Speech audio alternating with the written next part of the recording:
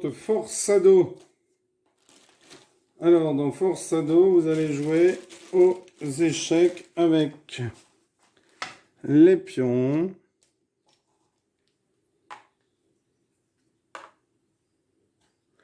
les deux tours, les cavaliers, les fous.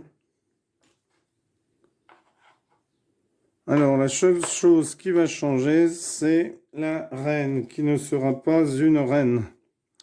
Alors, je vais quand même mettre le pion de la reine, mais ce ne sera pas une reine. Je vais vous expliquer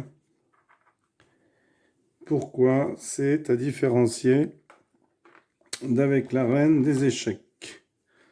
Donc, vous pouvez très bien jouer avec une reine, mais ce ne sera pas la reine. Alors, vous placez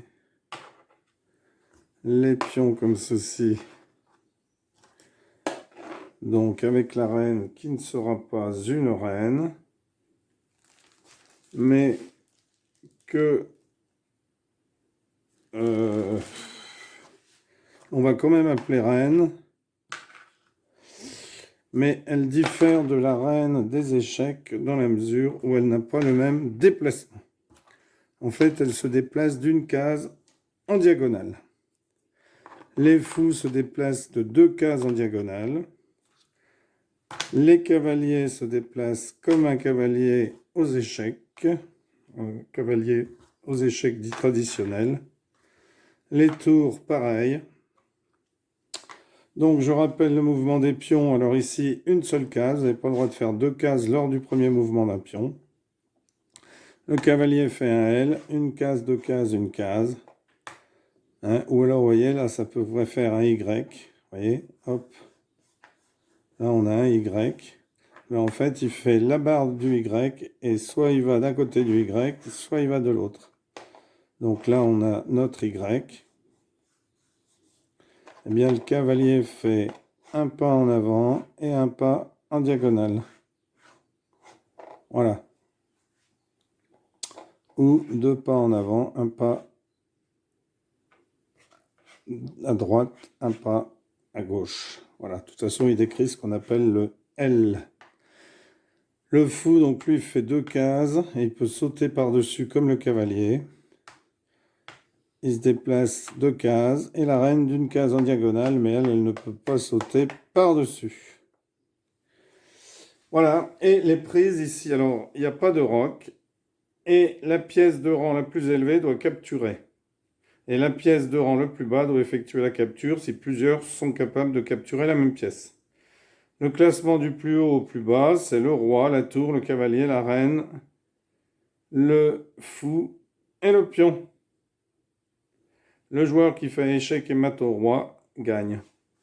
Alors dans ce jeu, les prises sont forcées. C'est-à-dire que si vous avez votre cavalier par exemple ici, eh bien le pion doit la prendre. Et si vous avez votre cavalier ici, eh bien et que c'est à blanc de jouer, eh bien le tour suivant, le cavalier doit prendre ce pion-là, ou alors ce pion-là.